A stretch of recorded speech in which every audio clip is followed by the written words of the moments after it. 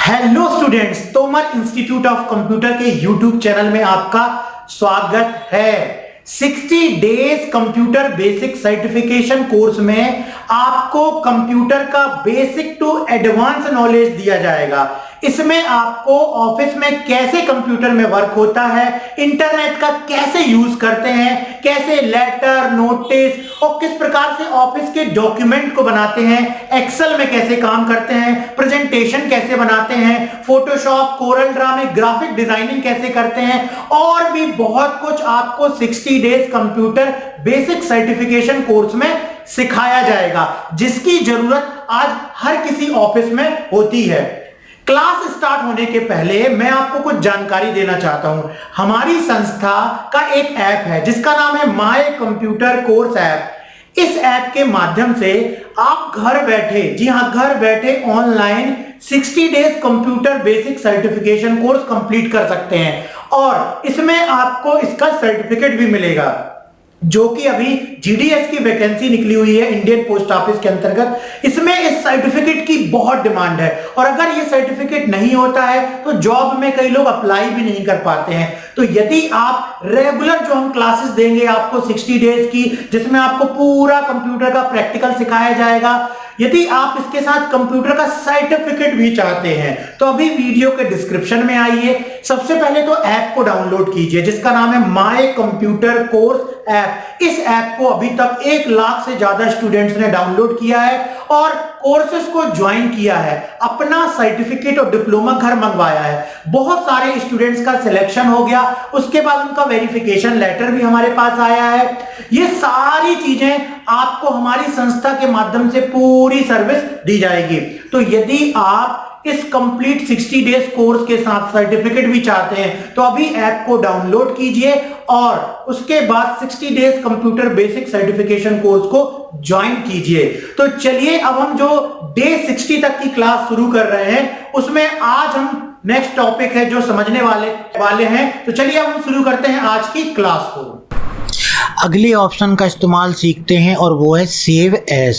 Save as का इस्तेमाल सीखने के पहले नोटपैड में चलिए एक सिंपल सा एक एक्सरसाइज भी करते हैं ताकि आपको नोटपैड और अच्छे से क्लियर हो जाए। तो टाइपिंग करने के लिए यहाँ पर देखिए, सबसे पहले हम बनाते हैं बायोडेटा। बायोडेटा बनाने के लिए हमने यहाँ पर शिफ्ट के साथ बी दबा के इसको कैपिटल बनाया और बायोडेटा टाइप किया। अब हमने राइट एरो की का इस्तेमाल करके कर्सर को आगे लेकर के आए और हमने यहाँ से इसको बीच में ले जाने के लिए कीबोर्ड से टैब की का इस्तेमाल किया, ठीक है, और वापस इस तरफ लाने के लिए बैक स्पेस की दबाते हैं। अब हम फिर से राइट एरो की से कर्सर को यहाँ लेकर के जाते हैं और एंटर की दबा देते हैं तो ये नीचे आ जाता है। बायोडेटा मतलब आपको अपना नाम, father name, mother name, address, contact number, आपकी पूरी जानकारी बायोडेटा के रूप में टाइप करनी है, बनानी है। तो किस तरीके से बनाएंगे, इसकी प्रैक्टिस करने के बाद जो लोग शुरुआत में टाइपिंग भी नहीं जानते हैं उनको नोटपैड में क्या काम करना है वो टाइपिंग भी सीख जाएंगे। और इसी के अंतर्गत फिर हमने सेव एज का यूज़, प्रिंट का यूज़, पेज सेटअप का यूज, सब कुछ यूज देखेंगे। तो यहाँ पर सबसे पहले हम देख रहे हैं कि बायोडेटा कैसे बनाना है।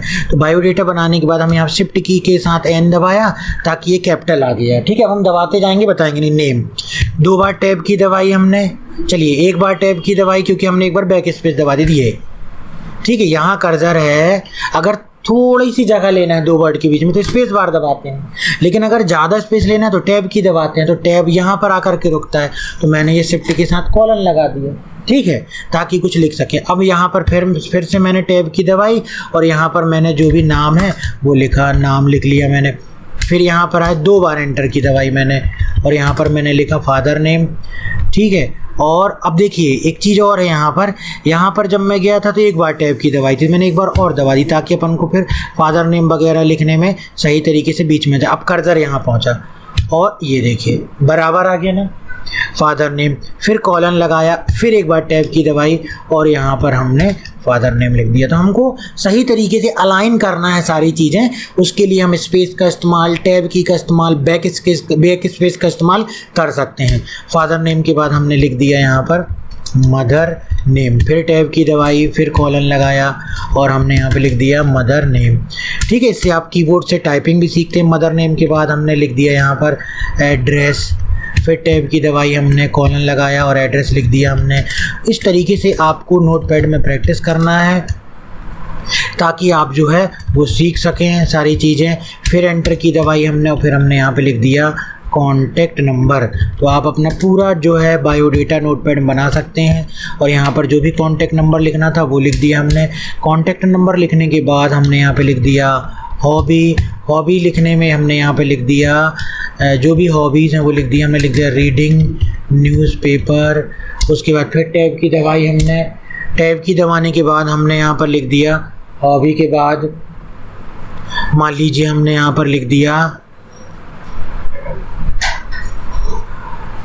ठीक है, हॉबी के बाद हमने लिख दिया यहाँ पर क्वालिफ़िकेशन। ये देखिए क्वालिफ़िकेशन हमने लिख दी। क्वालिफ़िकेशन में हमने लिख दिया 12th, ठीक है।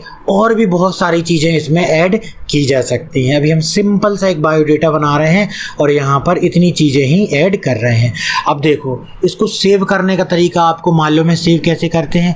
फाइल में जाते हैं और सेव में क्लिक करते हैं तो ऑटोमेटिक देखो नोटपैड नाम से सेव था, मतलब हमने नोटपैड फाइल के अंदर ये बायोडेटा इस तरीके से सेव कर दिया। लेकिन हम चाहते हैं कि ये हम एक नई फाइल के रूप में सेव करें जिसमें कि हम अपना नाम दें, क्योंकि ये हमारा बायोडेटा है।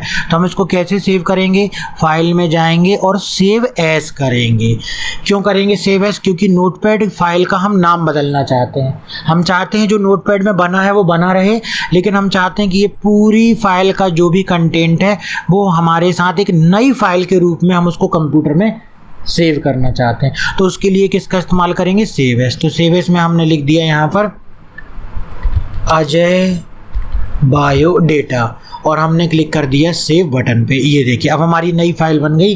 अब दोनों फाइल को ओपन करके देखेंगे। जो हमने इसके पहले जिसमें ये पूरा लिखा था उसके बाद हमने सेव एज किया और हमारी फाइल का नाम हो गया अजय बायोडेटा, ये नाम हमने दे दिया।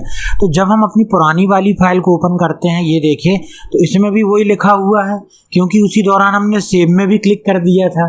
तो सेव में जब हमने क्लिक कर दिया था तो हमारी ये नोटपैड वाली फाइल में वो पूरा मैटर सेव हो गया था।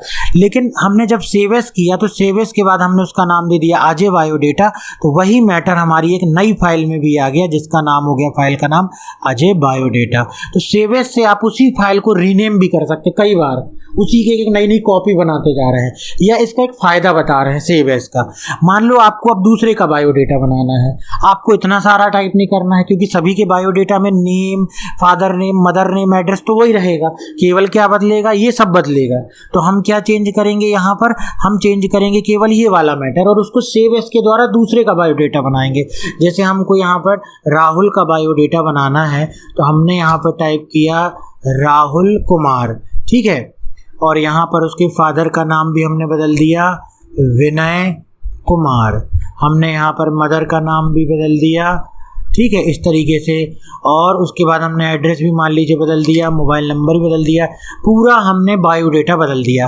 अब आपको मालूम है अगर हम फाइल में जाकर सिंपल सेव में ही क्लिक कर देंगे तो ये जो हमने अपडेट किया है वो किस फाइल में सेव हो जाएगा? अजय बायोडेटा की फाइल। मतलब अजय बायोडेटा की फाइल में पूरा मैटर बदल जाएगा, नाम रहेगा अजय बायोडेटा की फाइल का नाम, लेकिन मैटर क्या सेव हो जाएगा? ये वाला मैटर सेव हो जाएगा। इसलिए हमको इसको यदि नए नाम से सेव करना, हम चाहते हैं अजय वाली फाइल भी वैसे ही रहे, ये वाला जो फाइल बना राहुल का, इसको राहुल कुमार के नाम से सेव करना है तो सेव में क्लिक नहीं करना, ये ध्यान रखना। सेव में क्लिक करेंगे तो आपकी अजय बायोडेटा की फाइल खराब हो जाएगी और उसमें वो मैटर सेव हो जाएगा। किस में क्लिक करेंगे? सेव एज में। और सेव एज में क्लिक करने के बाद अब ये किसकी फाइल है? राहुल की फाइल है। तो यहाँ पर हमने दे दिया राहुल बायोडेटा और जैसे ही हमने सेव में क्लिक किया तो अब हमारी ये राहुल बायोडेटा की फाइल सेव हो गई। अब हम फाइल में जाएंगे, ओपन करेंगे तो ये देखिए अजय बायोडेटा की फाइल अलग है, राहुल बायोडेटा की फाइल अलग है। अजय की फाइल देखेंगे तो ये अजय की फाइल आ गई। इसी प्रकार से यदि राहुल की फाइल देखेंगे तो ये राहुल की फाइल आ गई। तो मेरे ख्याल से इस एग्जाम्पल से बिल्कुल क्लियर हो चुका होगा कि ये सेव का क्या यूज़ है और सेव एज का क्या यूज़ है, दोनों में अंतर क्या है। अगला देखते हैं पेज सेटअप। अब जो भी कुछ बनाते हैं हम कंप्यूटर में, हमको मालूम है कि हम उसका क्या निकालते हैं, प्रिंट भी निकालते हैं। तो प्रिंट निकालने के लिए हम क्या करते हैं, सबसे पहले पेज की सेटिंग कर लेते हैं कि प्रिंटर है तो प्रिंटर में किस आकार का पेज हमने लगाया है।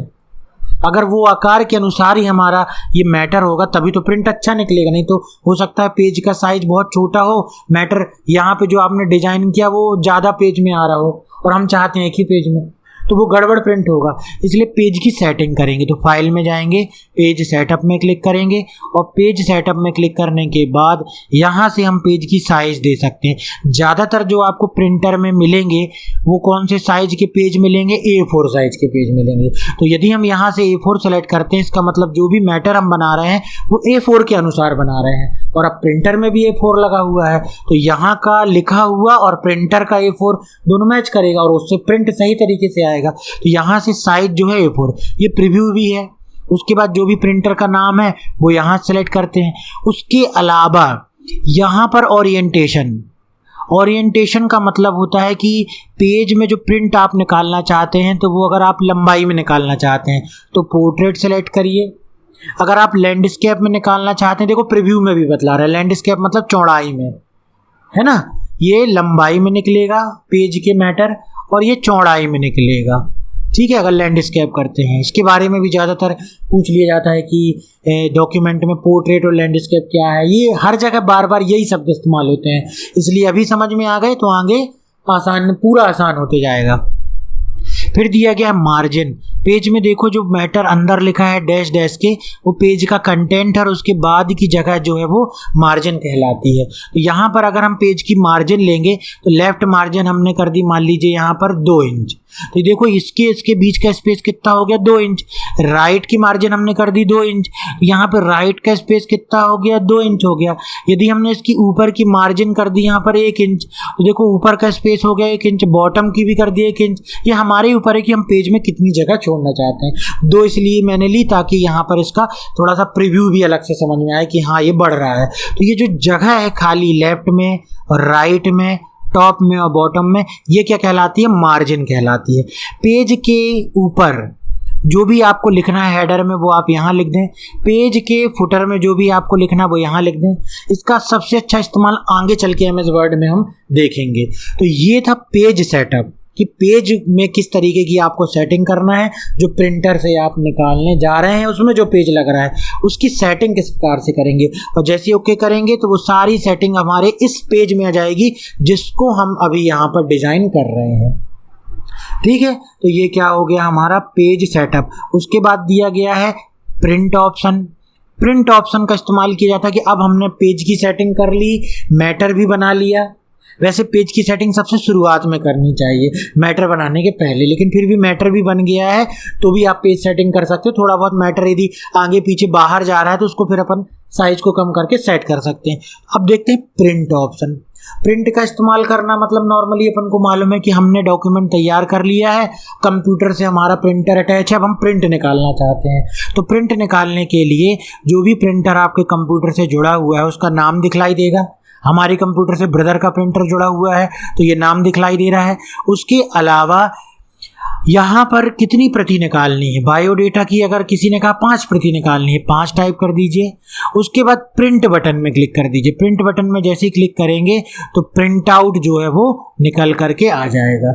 और भी इनके ऑप्शन है रेंज, कोलेट, ये आगे वर्ड में ज़्यादा अच्छे तरीके से क्लियरली समझ में आएंगे। तो जब आप प्रिंट निकालते हैं तो उसके लिए आप ये प्रिंट डायलॉग बॉक्स का इस्तेमाल करते हैं। ये प्रिंट हो गया। इसकी शॉर्टकट की भी लिखिए कंट्रोल P। देखिए जैसे कीबोर्ड से हम कंट्रोल P दबाएंगे तो भी ये जो है प्रिंट का डायलॉग बॉक्स आ जाएगा, है ना, जैसे ही कंट्रोल P दबाएंगे। अब आप इस्तेमाल कर लीजिए, फिर से वही टैब की दबा के भी कहीं पे भी अपन मूव कर सकते हैं या माउस से भी कर सकते हैं। इसके बाद दिया गया है एग्जिट। एग्जिट में क्लिक करेंगे तो नोटपैड से बाहर आ जाएंगे।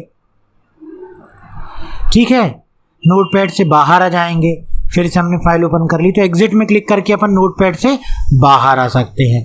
तो ये था आपका कौन सा मेन्यू, फाइल मेन्यू। जैसा कि मालूम था कि फाइल मेन्यू में सभी प्रकार के ऑप्शन दिए होते हैं जो फाइल से संबंधित होते हैं। नई फाइल बनाना, फाइल को ओपन करना, फाइल को सेव करना, फाइल का प्रिंट निकालना, फाइल की सेटिंग करना, फाइल से बाहर आना।